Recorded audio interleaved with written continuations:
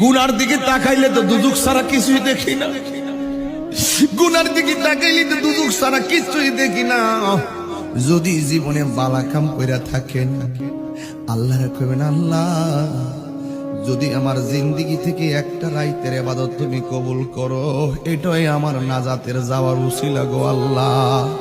ও আল্লাহ, আমি একটা মাদ্রাসায় দান করছিলাম, ও আল্লাহ আমি একটা বাচ্চার মাথায় হাত বুলাইয়া দিছিলাম, ও আল্লাহ আমি একটা মানুষের কষ্টদায়ক বস্তু মাথায় বোঝা তুল্লা দিছিলাম, ও আল্লাহ আল্লাহ আল্লাহ, ও আল্লাহ সমাজে মেয়ের বিয়ে হয় না, আমি গোপনে গিয়ে তার সহযোগিতা করে 2000 টাকা দিয়ে আইছিলাম।